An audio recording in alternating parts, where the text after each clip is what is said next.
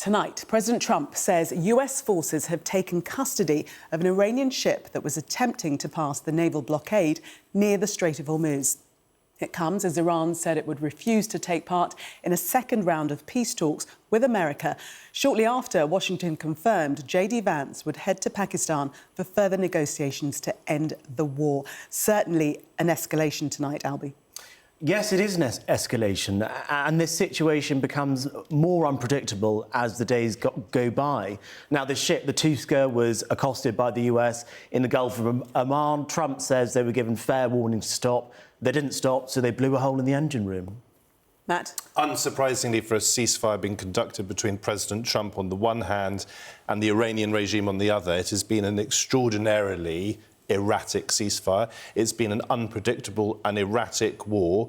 And tonight's news, I think, looks like bad news for the British economy, bad news for the American economy, and bad news for the world economy.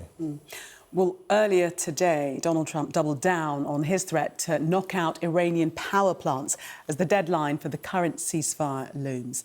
Well, let's bring in now US correspondent Martha Kellner. Martha, what are you hearing? Certainly, as you've heard from our guests, an escalation. On the one hand, we're hearing that negotiations and peace talks will continue in Islamabad tomorrow. And on the other, we're hearing all of this bellicose language. Yeah, an incredibly confusing picture. Erratic is certainly the word, and the news delivered as ever throughout the day on Donald Trump's Truth Social account rather than in more traditional means. But in the last couple of hours, he's made another post about this US Navy destroyer attacking and seizing an Iranian-flagged cargo ship in the Gulf of Oman. He said that ship was defying the American blockade on Iran's ports. This is what he wrote on Truth Social. He said, "Today, an Iranian-flagged cargo ship named Tuska, nearly 900 feet long and weighing almost as much as an aircraft carrier, tried to get past our naval blockade. It did not go well for them.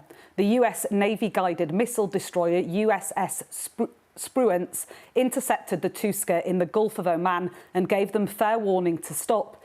The Iranian crew refused to listen," he wrote.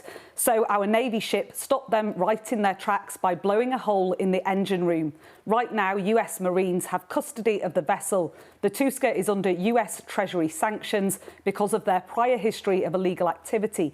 We have full custody of the ship and are seeing what's on board." So that's an unfolding situation with the seizing of that Iranian-flagged cargo ship. But earlier on in the day, Donald Trump had also posted on Truth Social saying that an American team of negotiators were heading to Islamabad, Pakistan, for round 2 of talks with Iranian officials. He has dispatched, we understand, his Vice President J.D. Vance alongside his so-called peace broker Steve Witkoff and his son-in-law Jared Kushner for those talks. But who knows if those talks will happen, because Iranian state media say that Iran will not be at the table for those talks. They cited what they called Washington's excessive demands, unrealistic expectations, constant shifts in stance. So we're not quite clear whether those talks will go ahead at all, and if they do, who will partake in them.